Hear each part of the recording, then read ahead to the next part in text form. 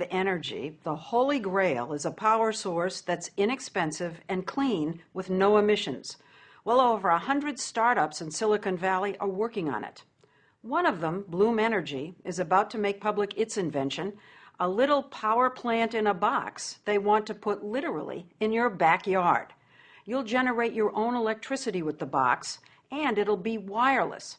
The idea is to one day replace the big power plants and transmission line grid the way the laptop moved in on the desktop and cell phones supplanted landlines. It has a lot of smart people believing and buzzing, even though the company has been unusually secretive until now. K.R. Schroeder invited us for a first look at the innards of the Bloom box that he's been toiling on for nearly a decade. What could this power? This could power a U.S. home. Average United States house? home. Entire house, 24/7, 365. Something that small? The way we make it is in 2 blocks. This is a European home. The 2 put together is a U.S. home.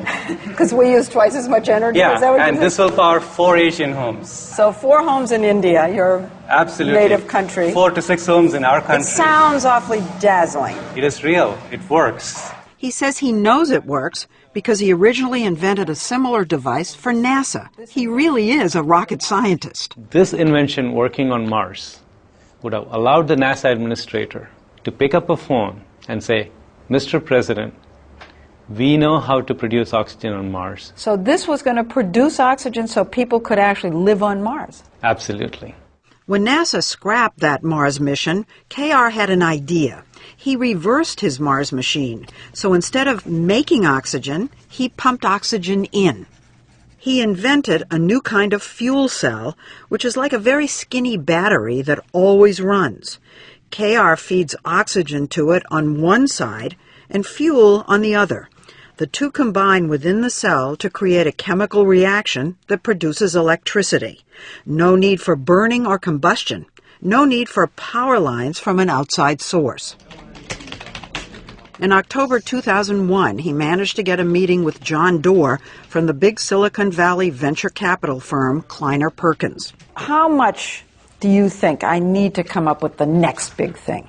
Oh, that's my job, to find entrepreneurs who are going to change the world and then help them. John Doerr has certainly changed our world.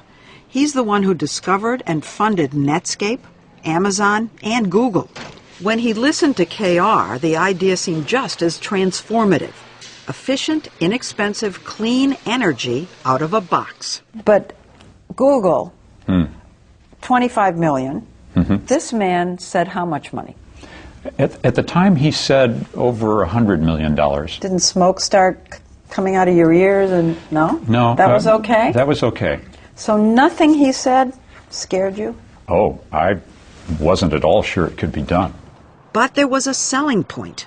Clean energy was an emerging market worth gazillions. I like to say that the new energy technologies could be the largest economic opportunity of the 21st century. Was this your very first Clean energy investment? Yeah. This was the very first. Many followed, and the clean tech revolution in Silicon Valley was off and running, with startups that produce thin, flexible solar panels, harness wind with giant balloons, or develop new fuels from algae. But Bloom is among the most expensive. I heard actually so far, not just from Kleiner Perkins, but total $400 million. You're in the ballpark. With that kind of money comes a lot of buzz. In Silicon Valley, every time a company raises over $100 million and they haven't come out with a product yet, everybody starts getting the heebie-jeebies. Michael Kanellis is the editor-in-chief of the website Green Tech Media. You're very skeptical. I can see this, obviously. I'm skeptical, I'm hopeful, but I'm skeptical because people have tried fuel cells for, since the 1830s. Yeah. And they're great ideas, right? Just producing energy at an instant. But they're not easy. They're like the divas of industrial equipment. You have to put platinum inside there. You've got to put zirconium. The little plates inside have to work not just for an hour or a day, but they have to work for 30 years, nonstop.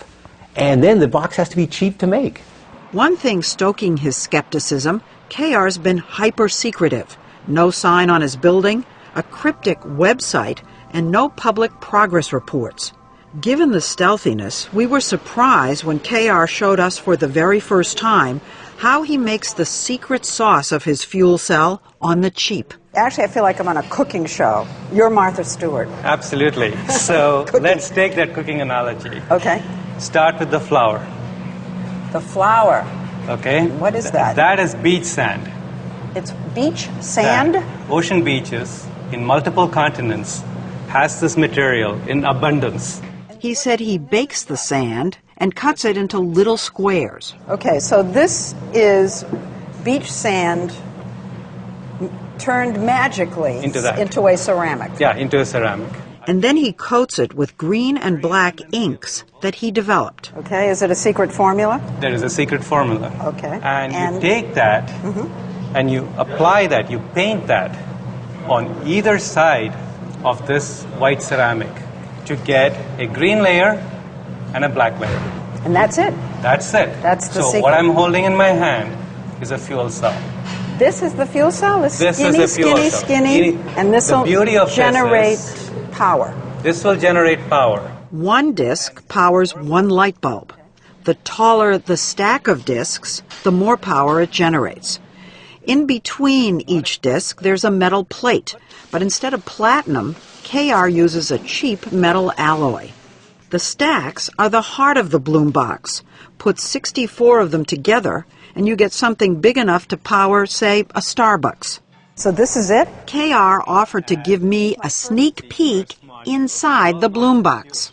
Nobody has seen this before. Are you going to let me look inside? Absolutely. Okay. Why not? This is... So, go ahead. Here we go. Okay. Oh. All those modules that we saw go into this big box. Fuel goes in, air goes in, out comes electricity. Is the Bloom box intended to get rid of the grid? The Bloom box is intended to replace the grid for its customers. It's cheaper than the grid. It's cleaner than the grid. Now, won't the utility companies see this as a threat and try to crush Bloom? No, I think the utility companies will see this as a solution. All they need to do is buy Bloom boxes, put them in the substation or the neighborhood, and sell that electricity.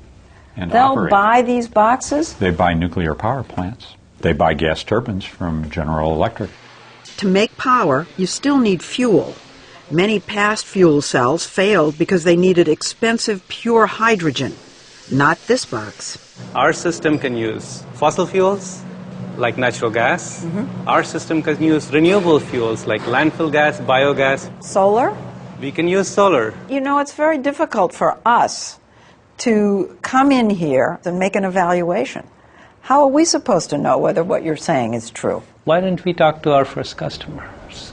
He already has customers. 20 large, well-known companies have quietly bought and are testing Bloom boxes in California. Like FedEx. We were at their hub in Oakland the day Bloom installed their boxes, each one costing $700,000 to $800,000. One reason the companies have signed up is that in California, 20% of the cost is subsidized by the state, and there's a 30% federal tax break because it's a green technology. In other words, the price is cut in half. We have FedEx, we have Walmart. Yeah, yes. Walmart? Absolutely. Staples? Staples. So who was the first? Google was the very first Google company. Was the first. Yes. These 4 units have been powering a Google data center for 18 months. They use natural gas, but half as much as would be required for a traditional power plant.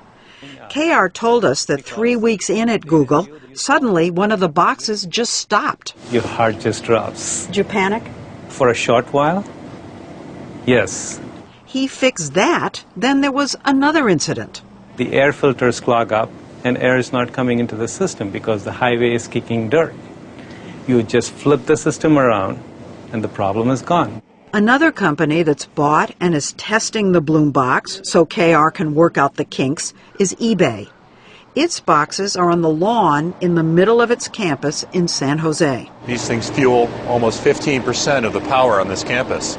John Donahoe, the CEO of eBay, says its 5 boxes were installed 9 months ago and have already saved the company more than $100,000 in electricity costs. It's been very successful thus far. They've done what they said they would do. eBay's box